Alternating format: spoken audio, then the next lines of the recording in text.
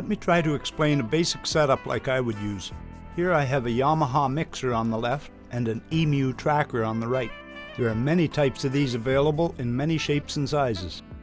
They'll all do the same thing. Most mixing boards are stereo, and that's very important. Let's begin with the mixing board. How many strips you have depends on your needs. With my setup, I leave several things plugged in all the time. You might have a microphone in strip 1 and a guitar in strip 2. Perhaps your bass is plugged in strip 3, and so on.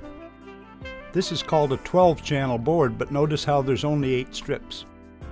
Strip 5 through 8 are stereo.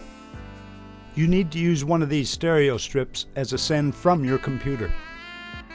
For convenience, I use the last strip over here.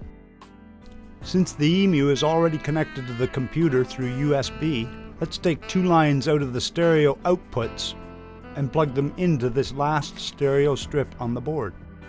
Now when you play music on the computer, you can adjust the volume from this slider. You should have studio monitors plugged right into the mixer, and you can turn those off when you want to use headphones. Now let's complete the connections and send a signal to the computer for recording. Most all mixing boards have auxiliary sends. They might be monitor or effects or auxiliary. In this case, I'll suggest using the auxiliary send. And here I would plug one mono cable into the auxiliary send. The other end of that cable goes into one of the EMU's inputs.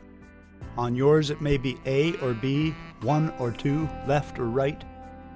Later in your recording program you will select the source you want to record. Now that's a real nice basic setup. Let me show you how that works. With my guitar plugged into, for example, strip 2, I would turn the auxiliary send up for that strip.